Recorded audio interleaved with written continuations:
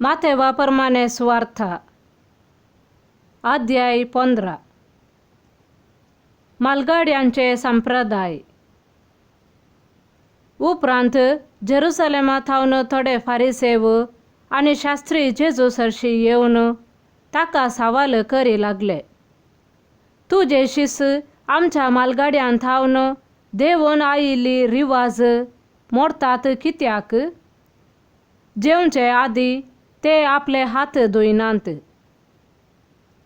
ताणे तांकां जाप दिली, तर तुमी कित्याक तुमच्या रिवाजी पासत देवाचो उपादेश मोडतात? देवान सांगला, तुझ्या आवय बापायक मान दी, आणि जो कोण आवयक वा बापायक शिरापता ताका मरणाची शिक्षा फावो. पूण तुमी म्हणटात, कोणी बापायक वा आवयक म्हणत, हांवें तुका दिवचें आसलें तें हांवें देवाक दिवन जालां. तसल्याक आपल्या आवय बापाय सवें आनीक कायदो ना. अशें तुमचे संप्रदाये पासत देवाचो उपादेश तुमी तिरस्कार करतात. कपट्यानो, सहज ते इसाई प्रवाद्यान तुमचे विशयांत सांगलें. ही परजा आपल्या वंठांनी म्हाका होगलाप दिता, तरी तांचे काळीज मुचे तावन जायतें पयस आसा. व्यर्थपणी ते मुचे भजन करतात, खरी शिकोवन म्हूण सांगून मनशान केल्ले कायदे दितात. मनशाक निजायकी मेळयतात त्यो वस्तू. उपरांत लोकां जम्याक आपणासशी आपोवन तो सांगी लागलो, आयका आनी समजून घेया. तोंडा भितर वेता ते मनशाक मेळयना, बागार तोंडांतल्यान भायर येता ते मनशाक मेळयता. तितल्यार ताचे शिस येवन ताचे लागीं विचारी लागले, तुज्या उतरां वरवीं फारिसेवांचें मन मोडलां म्हूण तूं जाणाय मूं? जेजून तांकां जाप दिली, म्हज्या सर्गीच्या बापान लावंक नातले हर एक झाड उमटून काडतले. सोडा तांकां कुर्डे ते, कुर्ड्यांक वाट दाखोवपी फुडारी, आनी कुर्डो कुर्ड्याक वाट वरीत जाल्यार दोगी पडतात फोंडांत. तवळ पेद्रो जेजू लागीं म्हणालो, हे ओपारीचो अर्थ कितें म्हूण आमकां सोडोवन सांग. जेजून म्हळें, तुमी आनीकी हेरां बरें समजन नातलेले वे?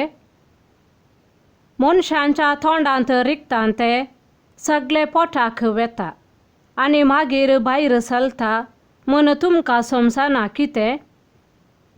पूण मनशाच्या तोंडांतल्यान भायर सरता तें काळजांत थावन उपजाता आनी मनशाक तें मेळयता. खोटी चिंतना, खून, प्रद्वार, व्याभिचार, चोरी, फोटसाक्स, सवे शिराप ही सर्व मनशाच्या काळजांत थावन भायर सरतात.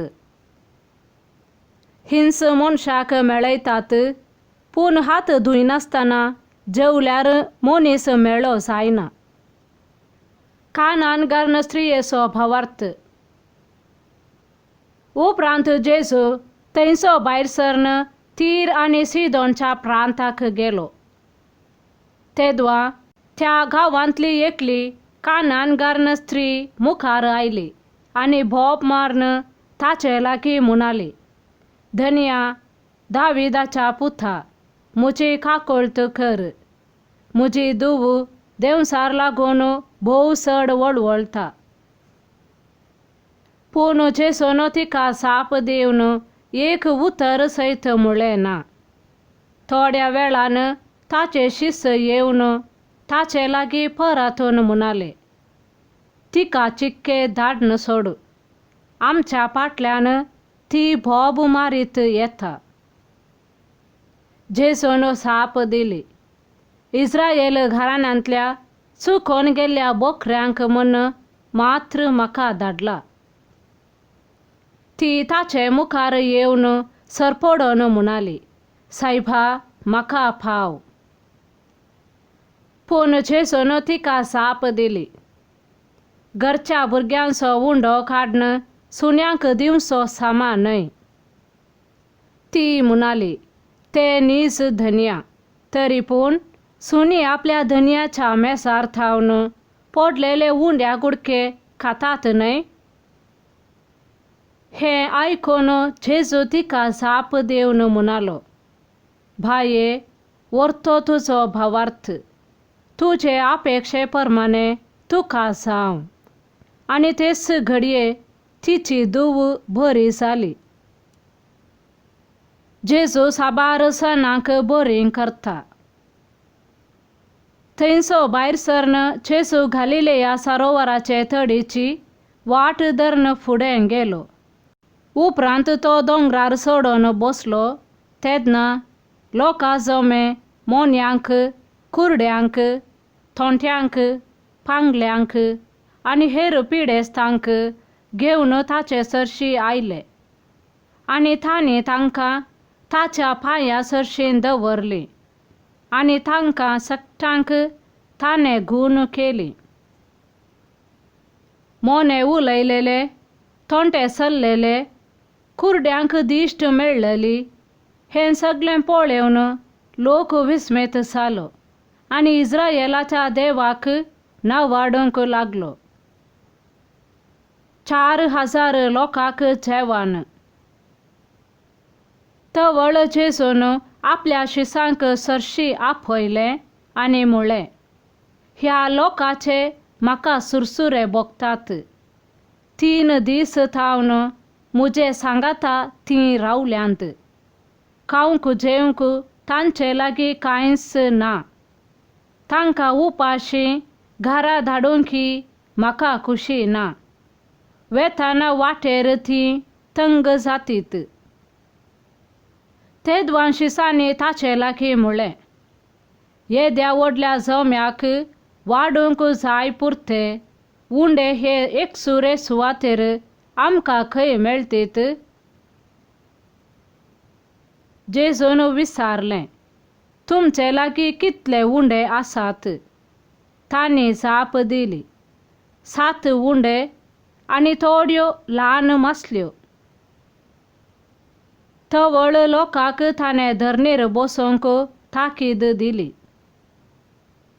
उपरांत ते 7 उंडे आनी त्यो मासल्यो घेवन अर्गां दिवन ताणें ते मोडले आनी आपल्या शिसांक दिले. शिसांनी ते लोकांक वांटले.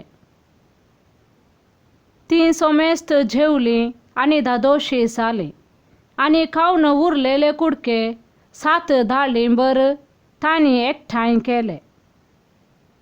स्त्रियांक आनी भुरग्यांक सोडल्यार जेवलेले दादलेच 4,000.